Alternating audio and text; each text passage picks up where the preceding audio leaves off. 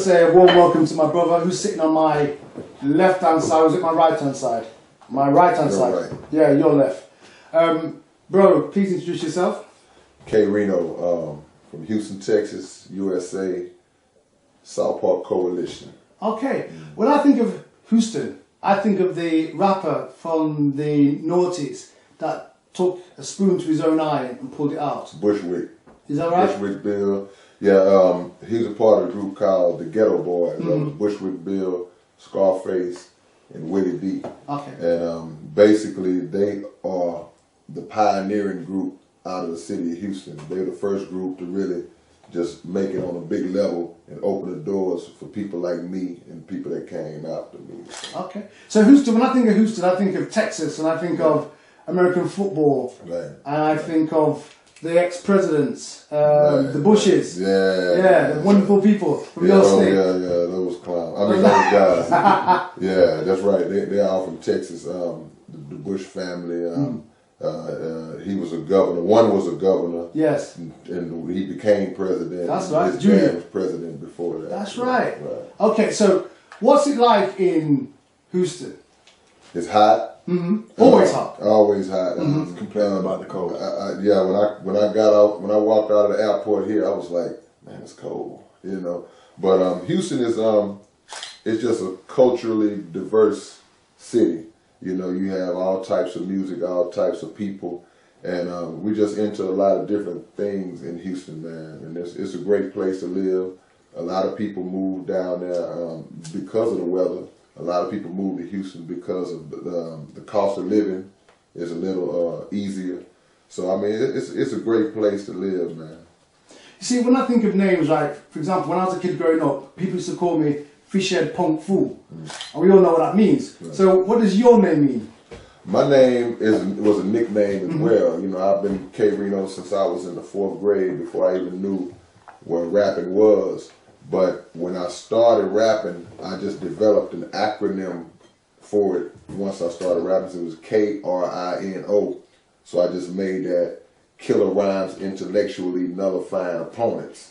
So I just played with it and came up with that. That makes sense, bro. Yeah, I appreciate it. No problem. So, okay, so when you were a kid growing up, did you always like rapping, hip-hop? Yeah, man, because, you know, I had to be about 9 or 10 years old when I first heard Rappers Delight from Sugar Hill Gang. So I was one of those youngsters who knew all the words by heart, was rapping it like I wrote it. You know, so I mean, yeah, we came up from here listening to rap, then up to Curtis Blow, Run DMC, all the way up to what's going on now, man. You know, so it was a big blessing for me to even be introduced to hip hop and rap music, because I can't see myself having done anything else now, you know, looking back on it. So you see, because, you know, you're into rap, and you probably don't know this, but back in the day I was a very well-known rapper myself. I knew that was going to be a good. I'm listening. You know, bro, that caught me deep, you know. Right. That caught me deep. That's not a problem. I'm going to carry on, because I started, I'm going to finish. And actually, when, you know, I knew you were coming, I thought to myself, let me, you know, show you my rap, and then go ahead, man. you see if I can represent. Yeah, it's from here, bro. You don't mind me getting it here? No, okay, no. This is what I wrote. Give me your heart, bro. Tell me your heart. You know what I'm saying? I got you. Okay. I get emotional sometimes when I actually start to rap, you know. So please, if you see me crying, I understand. You know what I mean? I'm gonna look this way. Yeah, that's right. Don't look too hard in my eye, bro. Okay. I like tea. You like tea. We like tea. So the dramatic look in the camera. We like tea. A tea. He. Okay, well, don't quit your day job. That hurts, bro. Okay. So how would you describe your style of rapping? It's a combination, because it's very aggressive because of the subject matter. I like to speak on a lot of topics, because I grew up in the hood, so I speak on a lot of things that go on in the neighborhood. Reality is the main word that I would apply to it. I speak about a lot of things that's going on in the world. Plus, I'm a lyricist. You know, I like to just display lyrical ability on tracks and just work out like that. So it's a mix, man, but I would just say reality. Would you, in terms of, say for example, I listen to the people around today, I can't remember the names, like Nelly and, you know, stuff like that. Are you ever tempted to do those kind of like songs that are about women and wearing booty and... No. You're not, never tempted? No, I mean, because, you know, I've been writing and rapping for 30 years. So the truth is, I've made songs like that. Oh, you know, in my ignorance. You know, when I was young, you know, I made songs like that. But as I grew up and matured, I don't have the desire to do that because I understand the detriment of it. You know, the negative effect that those kind of songs have. So, you know, I mean, I don't condemn the people who do it because, you know, they're trying to get money and maybe they haven't come to that understanding yet. But for me, I'm good. You know, I'm cool like I am. Yeah. So, you know, you say you do rap and stuff. Give me some, do you mind giving me a little burst of one of your songs? Yeah, I mean, it's cool. Sure. I might say something like, I play to win, I don't think the way these losers think. I can never take you serious as a thug because your shoes are pink. I write lines without using ink and give rappers a rough day. They hate to see me coming like your girlfriend at a buffet. You know, I just something simple like that, you know. Fantastic. Yeah, yeah. So, you know, in terms of like what you look at in the world, and you say you write about it, give me some examples. Do you write about the weather patterns? Do you write about... Yeah, see, I write about weather patterns because I connected to the creator and how he uses the weather as a weapon against oppression, against people that are in government who are oppressing poor people, black people, and that's his weapon. That's God's weapon, is the weather. So you see storms, particularly in America. You know, you see a tornado in this state. You see an earthquake in this state. You see a blizzard in this state. All these things going on one body of land, just in different areas, because he's angry. God is angry with the activities that are taking place by the people on the land. So he punishes through that weather because that's the one thing that they have no defense for. You know, you can't fire a tank, you can't fire bullets at a hurricane. So yeah, so I definitely speak about that in relation to the creator. So you're a God-fearing man? Yeah, man, I try to be. Yes, sir. So, you know, I mean, I listened to some of your songs. I can't remember the titles of them, but there was one of your songs that you did that I was listening to on YouTube, which talked about a dilemma. Some people will say that this is the right way, and yours, I can't remember the song that you was. Am I just talking nonsense? Was it somebody else's? Well, you'd have to be more specific because I can't. You do a lot of songs, right? And there's a lot on YouTube. Right. Now, okay, so you know, like, what is your main focus when you're writing a song that you put on YouTube? What is your? Do you just put anything out there, or are you? I mean, no. It depends on where I'm at the time. You know, what's going on, what concept that inspired me at the time. Whatever I'm inspired to write about, I go in. I go 100% in with it, and I try to maximize every aspect of it. So when people hear it, they don't miss anything. It's like, okay, yeah, he gave us the full brunt of it. And, you know, sometimes you do it, sometimes you don't, but that's the goal every time, to get the most out of the concept. Yes, the song was talking about this person who wasn't sure if it was hearing the voice of God or the devil. Okay, yeah, that's Valley of Decision. That's the one. Yeah, and basically, you know, I don't know if you remember if they had it in the UK, the old cartoons where the guy is trying to decide if he's going to do right or wrong, and the devil appears on one shoulder and God appears on the other shoulder. And they both talking to him, trying to persuade him to go in their direction. So that was the basis of the song. Valley of Decision speaks to an individual, speaks about an individual. You're standing in that valley, you're standing at that point, that fork in the road, where you can either do the right thing or do the wrong thing, choose the right path or the wrong path. And you have voices in your head, which are not psychotic voices, but they're actually two dynamics of your nature that's saying, hey man, let's do this, let's get this money. The other one is saying, nah man, do it the right way. And so that's what I presented out there to try to get, and people really come at me about that song because it's an inner struggle. It represents an inner struggle within the human being to everyday fight. We go through that every day. You know, you say you write about things that happen in the world. What other things have happened in the world that you've written about? I mean, sometimes the world is broken down into a microcosm. Sometimes the world is just what's going on in my neighborhood. Tell me. You know, the police. You know, the police beating up black people for no reason. The police unjustly, the court system unjustly locking up convicted people for no reason. Those are things that we deal with on a personal level every day where I live. So I have to speak about that because I talk about it in a way that will educate the people in the neighborhood and hopefully warn them to be aware of the kind of pitfalls that they can fall into if they're not careful in their activities on every day just being in the hood.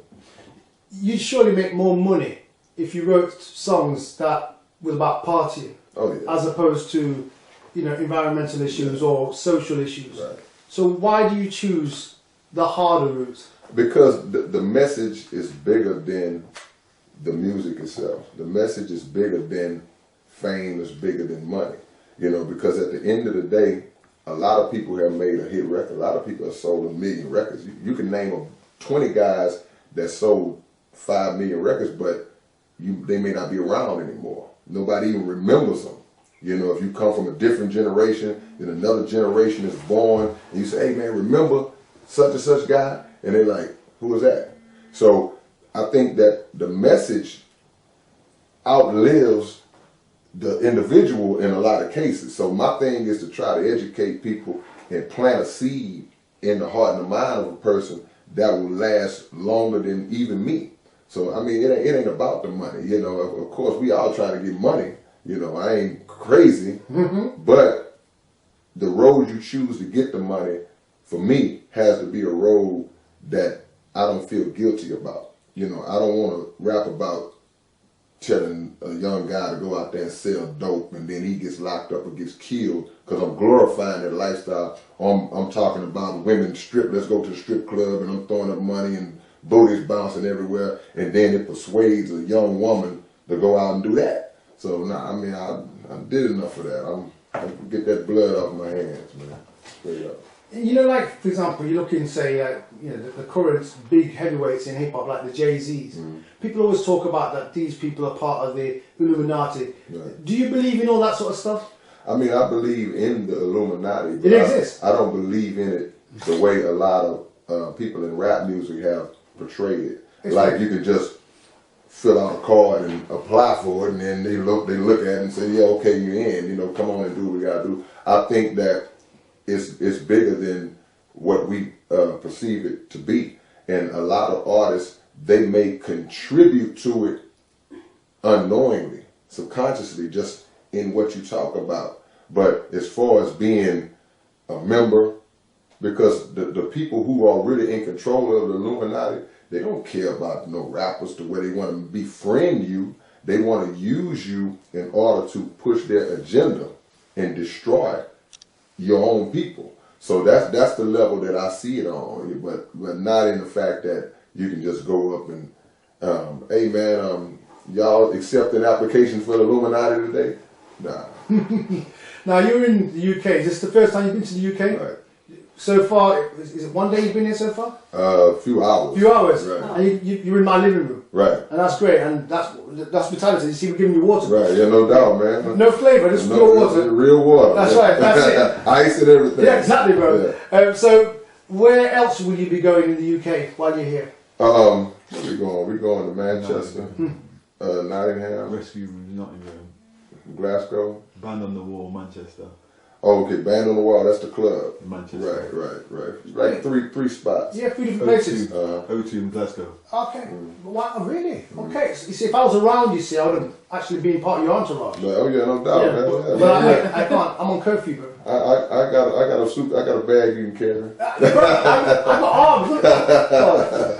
Yeah. Next time. Yeah. So, are you looking forward to touring?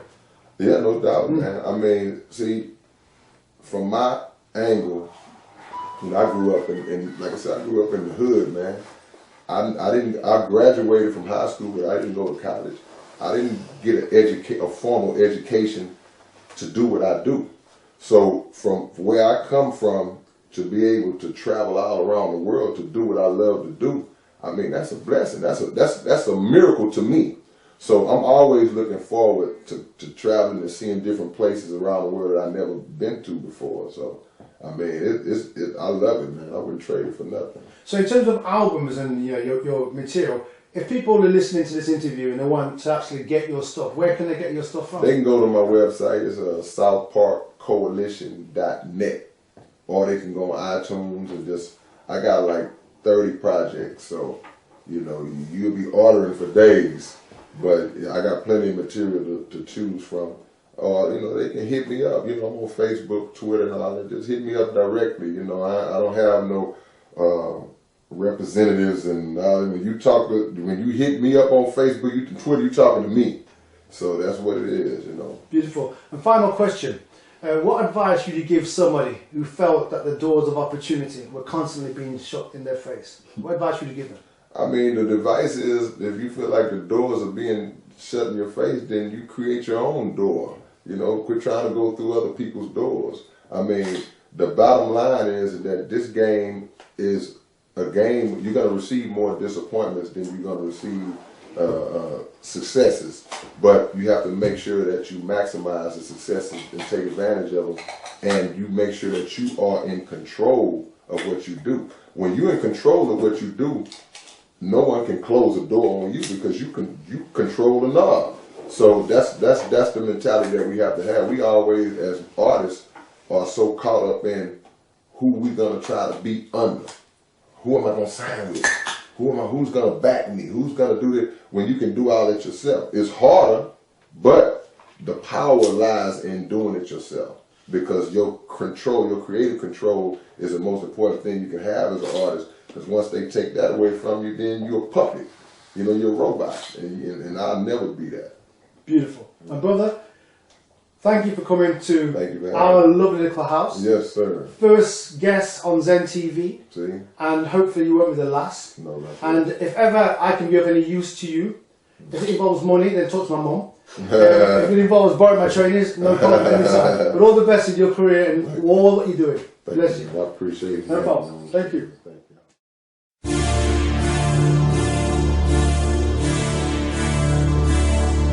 I was wondering, what would it be like if I had a rap partner? So I decided to separate myself, split my chromosome,